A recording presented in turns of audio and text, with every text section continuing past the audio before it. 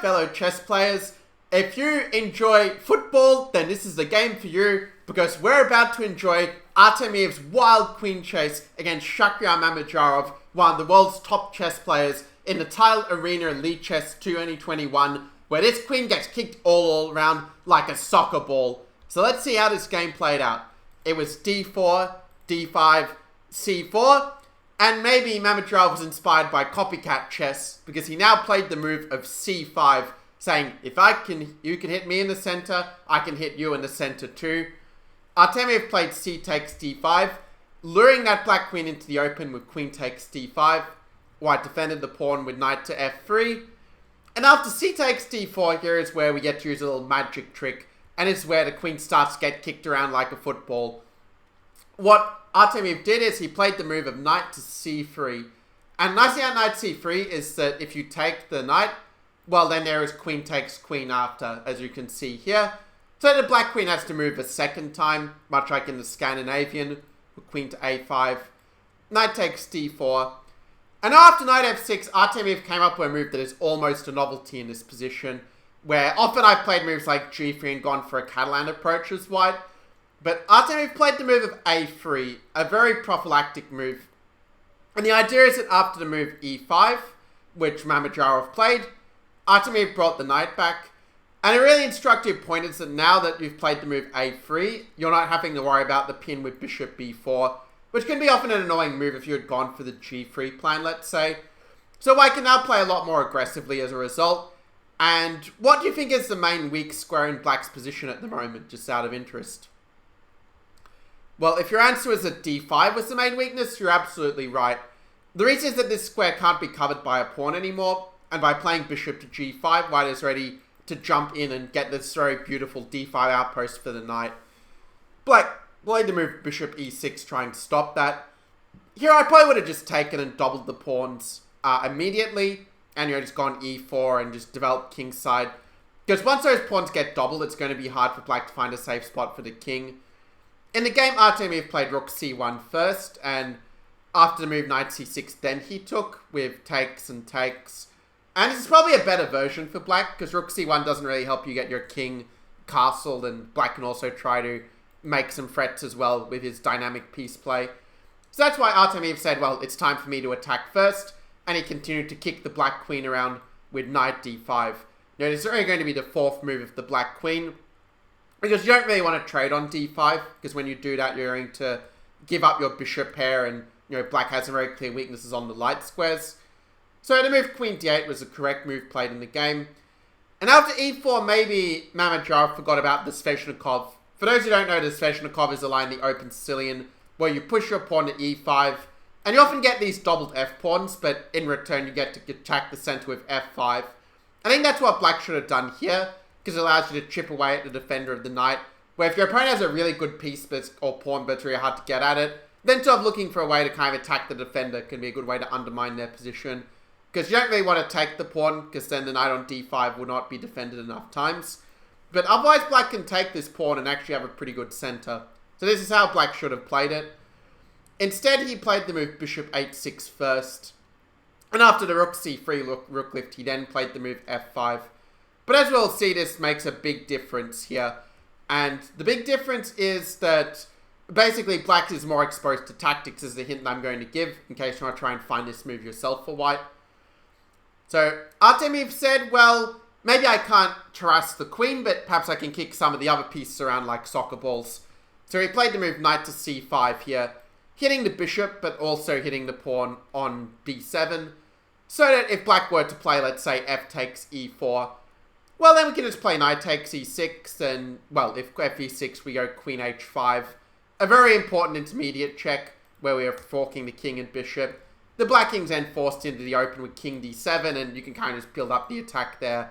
Moves like queen f7 or 8 giving you a pretty monster attack against the king. Just for fun, I'm going to show you one line where if they play king to c8, then, you can even play moves like rook takes c6 as a very beautiful tactic. And if b takes c6, you would have bishop to a6. And then checkmate with queen b7. That's one way that the game could have ended, but Mamedyarov didn't play this way. So it would have been a very beautiful finish where this time the king's getting kicked around like a football. But instead, Shuck played the move castle short. And that's already asking for a big attack where, if I was playing white, I'd think, okay, this bishop is undefended. This pawn h7 is only defended by the king. So let's just play queen to h5 here. And if they do take the knight, well, we can take their bishop and, with rook g3 already as a mating threat, there's just no good way for black to defend his king in this position. Instead, Artemiev decided, rather than going for the big fish in the king, that he decided to kick the queen around, maybe remembering Niles' coin from Fraser that the queen has all the power, and it's why his wife loved playing chess against him. So the game went knight takes b7, still a pretty decent move. Though after queen h4, at least black is getting some counterplay, where this e-pawn is coming under some fire. And in fact, the best move for white is probably to ignore it with bishop e2, because queen e4 doesn't really work when it's not a check anymore, because then you're going to have a knight f6 fork on the king and queen to win the queen as such. But otherwise we see that, black's knight is undefended, and that does lead to some tactical problems that white can take advantage of to have a pretty big edge. After the move knight c5, this is where black could have actually started to come back into the game, because you'll notice that again, white has not managed to develop his king side, and that is something that could have cost him a bit if black had played it better. I think that probably would have been best to play bishop takes d5 here, and then your rook can come into f8, whichever way white takes, and you get quite a lot of good play down that d file, and you're using the fact that white has not yet consolidated the extra pawn completely. So in the game, instead we had the move knight to d4. It's kind of in the right spirit of play, but actually it's a blunder in this position, where white could have actually won a piece by force. So can you improve on Artemiev's play here with white to move? As always, you can pause the video if you need more time to think about it and come up with the improvement for white. It is worth keeping in mind this was a blitz game. This is why the players did make a few mistakes. But yeah, congratulations if you found the only winning move in rook to h3, which basically just wins the queen, or at the very least wins a piece. If the queen goes to d8, then the bishop on h6 is on pre. But if they go queen g5, white has this move of rook to g3. And again, with this pin, we basically win the queen. So we see the power of the pin and the skewer come up in this setting that, just because you're a grandmaster doesn't mean that you forget all the tactics you learned when you were younger. In the game, white played bishop to c4, and, well, white's maximizing his development, but black could have considered taking this pawn here, because that way it also stops rook h3, which we saw was a big problem. So it's not just to take the pawn, but it's also to stop white's threat in the meantime. And okay, white will castle, but, black has the bishop pair and a good center, and he's currently up a pawn. So I think black's life is not so bad, in fact, at this point. Instead, though, black played rook a to c8, and unfortunately for him, that just ended up being a big mistake. After g3, we see that the black queen really struggles to find a good square, because if you try to keep your queen active, you're running into all sorts of nasty knight forks. So black decided to retreat the queen back to d8.